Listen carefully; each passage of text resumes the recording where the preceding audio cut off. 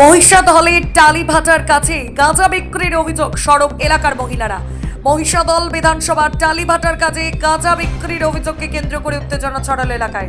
অভিযোগ, দীর্ঘদিন ধরেই ওই এলাকায় গোপনে গাঁজা বিক্রি চলছিল। এর ফলে এলাকার পরিবেশ নষ্ট হচ্ছে এবং যুব সমাজের উপর এর খারাপ প্রভাব পড়ছে বলে দাবি স্থানীয়দের। এই অভিযোগকে সামনে রেখে এবার পথে নামলেন এলাকার মহিলারা। গাঁজা বিক্রি বন্ধের দাবিতে একত্রিত হয়ে আন্দোলনে সামিল হন তারা। তাদের দাবি, এলাকায় বেআইনি মাদক কারবার কোনোভাবেই বরদাস্ত করা হবে না। স্থানীয় মহিলাদের অভিযোগ, প্রশাসনের নজরদারি আরও বাড়ানো দরকার। দ্রুত তদন্ত করে গাঁজা বিক্রির সঙ্গে যুক্ত ব্যক্তিদের বিরুদ্ধে আইনানুগ ব্যবস্থা নেওয়ারও দাবি জানিয়েছেন তারা। ঘটনাকে ঘিরে এলাকায় চাঞ্চল্য ছড়িয়েছে। অভিযোগের সত্যতা খতিয়ে দেখে প্রশাসন কি পদক্ষেপ গ্রহণ করে এখন সেদিকেই তাকিয়ে স্থানীয় বাসিন্দারা। এখানে ঘটনা কি ঘটেছিল? ঘটনাটা বিগত তৃণমূল জমানা থেকে এই এলাকাটাতে ওই যে মানে হেরোইনের একটা ছোট ছোট করে পুরিয়া আর গাঁজা, এইটার একটা রমরমা ব্যবসা ছিল। পুলিশ প্রশাসন এখানে সমস্ত জানতো। এরা বুক ফুলিয়ে বলতো, যখন জনগণ প্রতিবাদ করতো তখন এরা বুক ফুলিয়ে বলতো যে কোথায় যাবি যা না, আমরা তো সব পুলিশের সঙ্গে সমস্ত ব্যবস্থা করা আছে। তার ফলে মানুষ সাহস পেতনি এবং তখনকার দিনের যারা এখানকার তৃণমূলের লিডার ছিল তাদের সঙ্গে এদের একটা যোগ সাজস ছিল।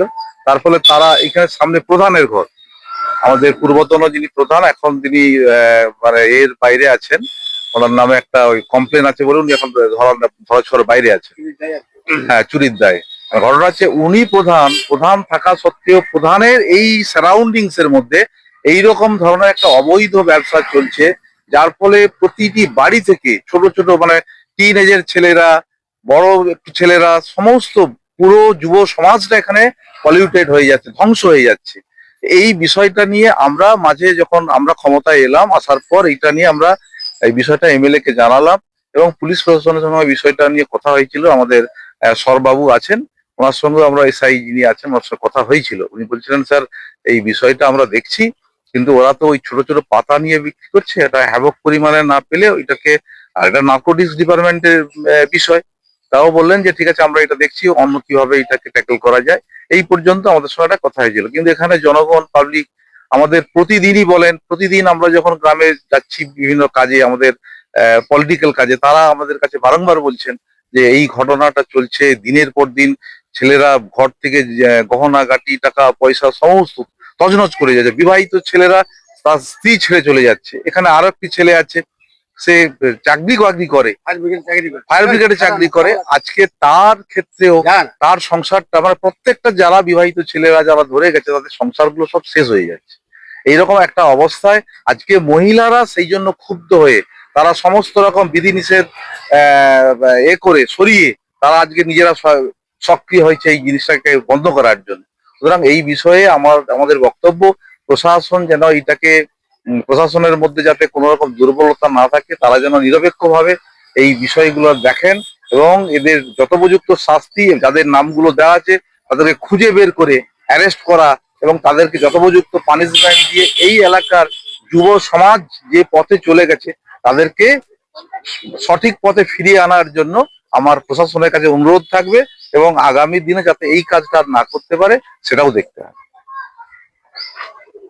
দেখলাম এখানে একটা আন্দোলন হচ্ছে, এটা কিসের আন্দোলন, বিস্তারিত কিছু বলতে পারবেন কি? বলতে পারবো বলে, এখানে মানে অনেক দিন ধরে, বিগত অনেক দিন ধরে, মানে বছর বছর ধরে এখানে সব মানে নেশা জাতীয় খারাপ দ্রব্য এখানে বিক্রি হয়।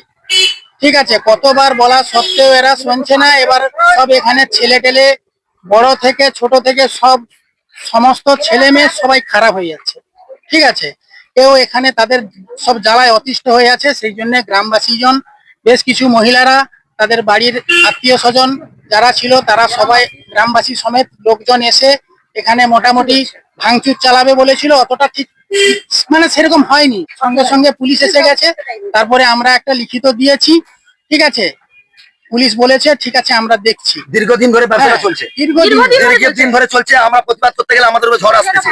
ঠিক আছে, পুলিশকে জানানো হয়েছে, পুলিশ কোনো স্টেপ লাইন এর আগে জানানো হয়েছিল। এর আগেও আমরা থানায় গিয়ে আমরা কমপ্লেইন জানিয়ে দিয়েছি, কিন্তু অতদিন ধরে পুলিশ কোনো স্টেপ লাইনি। আমরা তাই জন্য আবার আসছি, এসে ভাঙচুর করব। আমরা চাই যেন আমাদের এই এরিয়াটা পরিবর্তন হোক। ঠিক আছে, আমরা চাই যেন এই জায়গাটা পরিবর্তন হয়, যেন এই ড্রাগস মাদল ব্যবসাটা যেন এখান থেকে সরানো হয়, ঠিক আছে? আমরা এটাই রিকোয়েস্ট করছি, ঠিক আছে?